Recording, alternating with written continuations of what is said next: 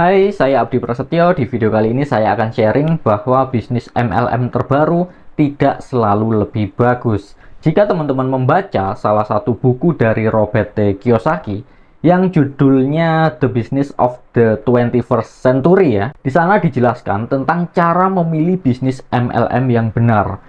Sebenarnya untuk memilih bisnis MLM atau multi level marketing yang kita pertimbangkan bukan sekedar marketing plan ya, penghasilannya ataupun produknya. Karena jika kita berbicara marketing plan pasti mudah sekali untuk ditiru dan produk pun juga sama, mudah ditiru. Sebenarnya yang paling penting saat kita memilih perusahaan multi level marketing yaitu pendidikannya. Jadi di sana dijelaskan untuk memilih bisnis MLM yang bagus, pastikan perusahaan tersebut ada pendidikannya, ada support sistemnya, atau sekolah bisnis ya. Jadi ada pengembangan dirinya, bukan sekedar marketing plan-nya bagus ataupun produknya bagus. Jadi ada pendidikannya. Mitra-mitranya dididik agar bisa mengembangkan jaringan. Kita dilatih ya, mulai dari berani gagal, berani ditolak, ketangguhan mental, skill komunikasi, kemudian leadership ya, kepemimpinan. Jadi kita belajar banyak pada perusahaan MLM yang memiliki support system atau pendidikan. Kenapa saya katakan bisnis MLM terbaru tidak selalu lebih bagus?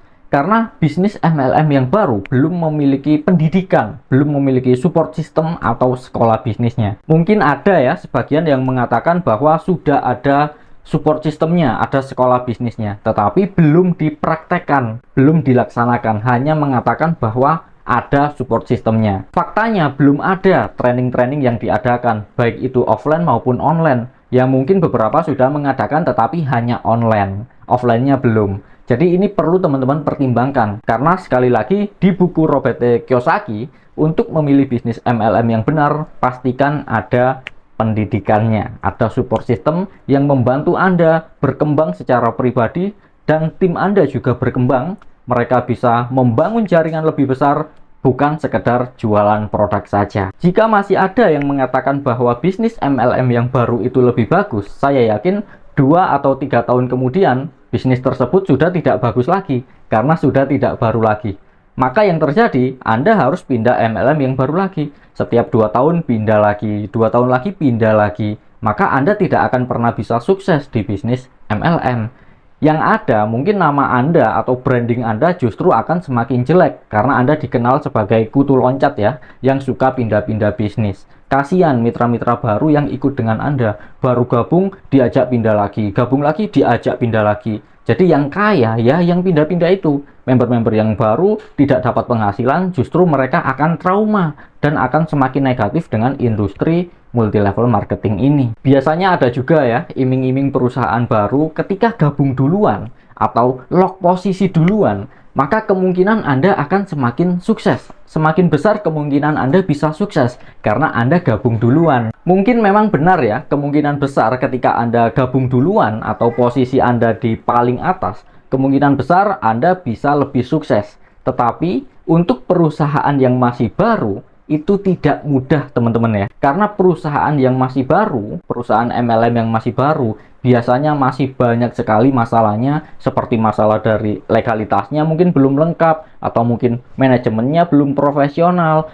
bonusnya bayarnya masih telat-telat, produknya sering kehabisan ya, testimoni produknya belum ada, bukti suksesnya belum ada, dan yang paling penting support sistemnya, pendidikannya itu juga belum ada. Kalau dipikir-pikir, justru perusahaan yang masih baru ini lebih susah ya daripada perusahaan yang sudah berjalan. Karena perusahaan yang sudah berjalan dan saat ini masih ada, itu adalah perusahaan yang sudah terbukti, baik itu terbukti kualitas produknya, kualitas marketing plan-nya, ataupun kualitas dari support sistemnya. Jika teman-teman tahu di perusahaan MLM yang saat ini saya jalankan, saya bukan orang yang pertama, bukan orang yang pertama kali gabung ya, bukan orang yang paling atas posisinya.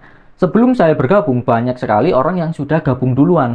Banyak juga yang sudah dapat peringkat, yang bonusnya lebih besar. Ketika saya bergabung, saya sudah mendapatkan reward demi reward, bonus demi bonus. Ternyata yang gabung duluan tadi, sudah banyak yang mulai hilang. Justru yang bertahan adalah orang-orang yang baru gabung. Orang-orang yang sukses yang mendapatkan bonus yang besar adalah orang-orang yang baru gabung. Sebenarnya di bisnis MLM yang benar ya, tidak peduli Anda gabung duluan, Anda gabung belakangan, Anda tetap memiliki hak yang sama. Peluang Anda untuk sukses itu sama. Karena bisnis MLM yang bagus, marketing plan-nya itu menguntungkan secara adil. Bukan yang gabung duluan yang selalu untungnya lebih besar.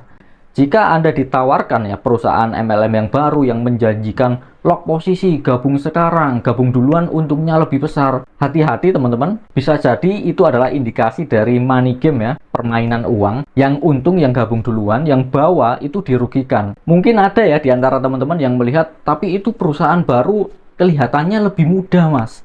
Kelihatannya lebih murah, lebih gampang, lebih menguntungkan. Semua promosi itu pasti menunjukkan kelebihannya teman-teman, menunjukkan bahwa perusahaan tersebut lebih mudah, produknya lebih bagus, bonusnya lebih besar mungkin.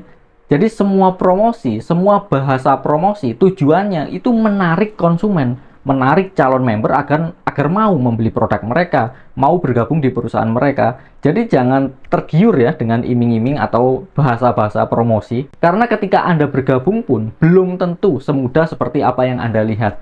Belum tentu bonusnya sebesar seperti apa yang Anda lihat. Karena bahasa promosi dengan kenyataannya biasanya cenderung berbeda. Karena perusahaan MLM baru ataupun lama, untuk mendapatkan penghasilan yang lebih besar, ya kita harus kerja keras. Kita harus merekrut, membina ya, membimbing, dan tidak ada yang instan. Jadi itu teman-teman ya, perusahaan MLM terbaru itu belum tentu bagus. Bukan berarti semuanya jelek, tidak ya. Mungkin ada juga yang ownernya sudah pengalaman puluhan tahun ya di industri multi level marketing, kemudian membuat perusahaan yang baru. Bisa jadi perusahaan tersebut adalah perusahaan yang bagus karena ownernya sendiri sudah berpengalaman puluhan tahun. Mungkin sudah ada rencana ingin membuat support system. Jika nanti ada kendala, ada masalah, beliau sudah tahu ya cara mengatasinya. Jadi sekali lagi, tidak semua MLM baru itu jelek ya, susah ya. Dan juga tidak semua MLM baru itu bagus atau mudah. Karena banyak sekali yang perlu teman-teman pertimbangkan ya. Selain dari marketing plan, produk, yang terakhir yaitu sistem pendidikannya, support sistemnya. Mungkin itu saja dari saya. Semoga video ini bermanfaat. Saya Abdi Prasetyo. Terima kasih.